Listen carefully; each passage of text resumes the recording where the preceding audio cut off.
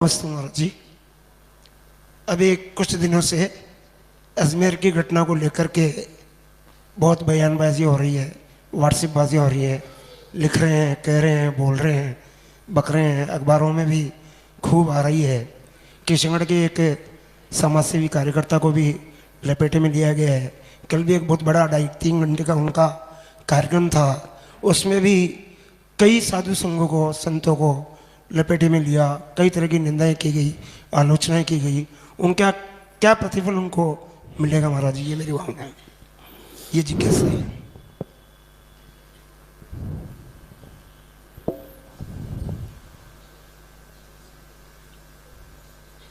जब हम किसी की तरफ ऐसे उंगली करते हैं ना, तो 3 उंगली हमारी तरफ होती हैं।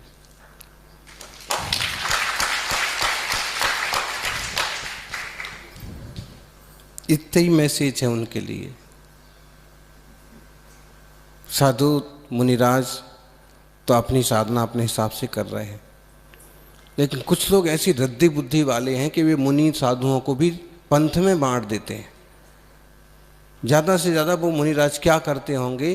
करते तो कुछ नहीं होंगे, ज़्यादा से ज़्यादा दोनों तरह की पूजा करने वालों का समर्थन करते होंगे, आशीर्वाद देते होंगे।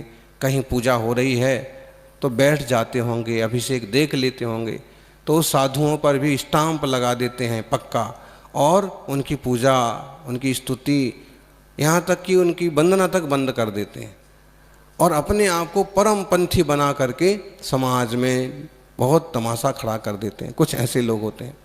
आज वहाँ के नेतृत्व में इसी टाइप के लोग हैं कि उनको अपने घर का तो ख्याल है नहीं कि छोरा कहाँ गया और छोरी कहाँ गई और घर में क्या हो रहा है। उस समाज भर की पंचायत कर रहे हैं। समाज की पंचायत आजकल ज़्यादातर वही लोग करते हैं जिनकी घर में नहीं चलती।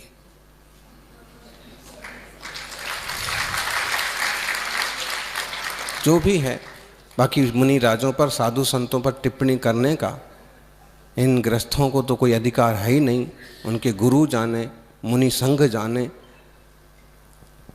और कोई वरिष्ठ समर्पित ग्रस्त हों जो सच में कि हाँ, हम मुनियों के हिमायती भी हैं, लेकिन उनकी गलतियों को हम छोड़ेंगे नहीं, तो भी जम सकता है।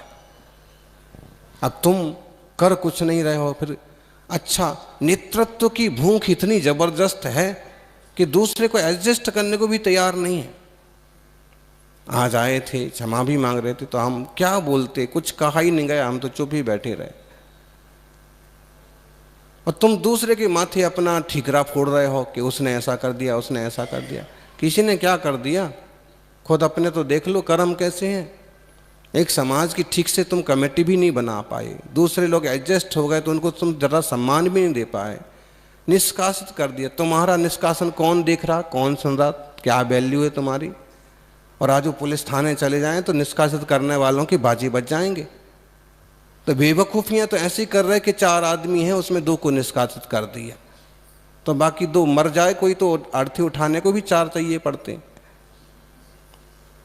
तो ऐसी बेवकूफ़ियाँ चाहिए था कि बैठ के कि एडजस्ट करते कि भाई ऐसा करो, ये अध्यक्ष हैं, तुम कार्याध्यक्ष बन जाओ, तुम उपाध्यक्ष बन जाओ, तुम अगु बन जाओ, सब मिल के काम करो। लेकिन अहंकार तो ऐसा भरा पड़ा है, घड़ा फूटेगा, सबको मालूम पड़ेगा। थोड़ा थोड़ा तो पड़ ही रहा है। बाकी हमारी तो भावना है कि जिन धर्म की निंदा ना हो, मुनियों पे आक्षेप ना आए, बाकी तो जो जैसे करेंगे सो भोगेंगे। ओम।